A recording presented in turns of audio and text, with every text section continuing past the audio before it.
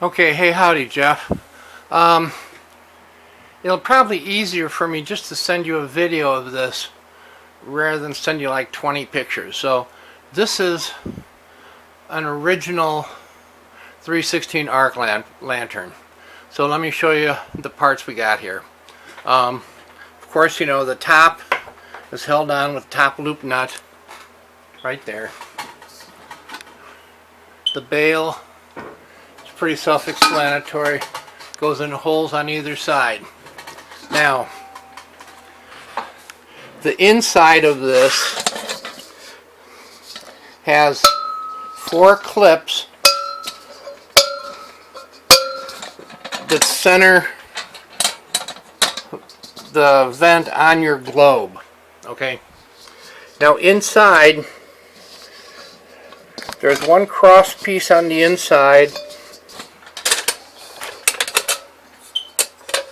I'm trying to do this. I need 3 hands.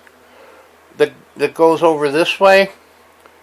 There's 2 screws that hold this top dome onto that cross piece.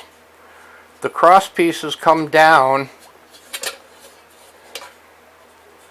and then on the inside there's 4 metal clips.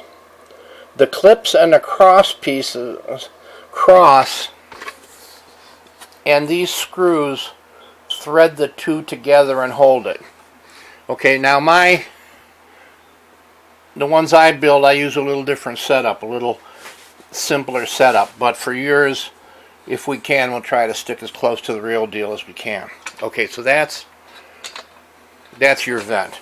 Has a dome collar, 4, they're 6/32 screws, then a cross piece, and the 4 clips that screw into the cross piece. Okay, that's that. Then you got your axis shaft, and there should be a nut up here that this rests on. Okay, this is adjustable, so you can raise it up or down to get the good fit on your globe. Your vent cone, I make mine out of copper.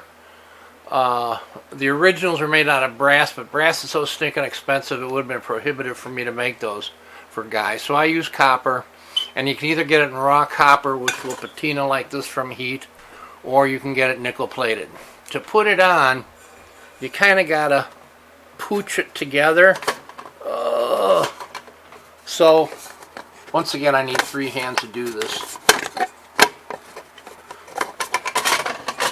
Hang on.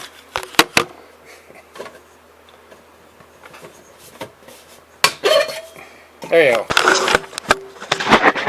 See, you pooch this together a little to increase the distance from that hole to that hole so you can get it off of the manifold crossbar. On the bottom of your axis shaft is another cross piece. What that does is keep the vent cone centered. Hang on.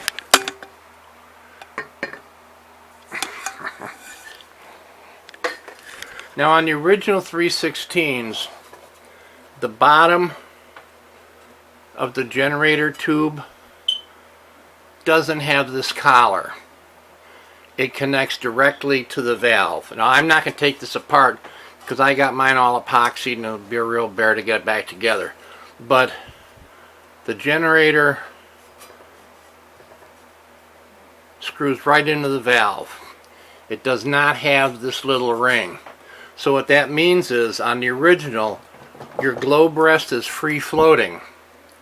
And I don't like that. So that's why I put this little gasket in to hold it tight. It's free floating, and your globe sitting on top of it, and then your shade being screwed down is what holds your globe rest secure. It's kind of a hokey deal. You know, they could have made it a lot better just by throwing one of those in. Alright, so that's basically the mechanics of this. If you got questions, you know, just let me know. The bottom, let me tilt it without wrecking my mantles. bottom is a bolt soldered into the bottom like that. The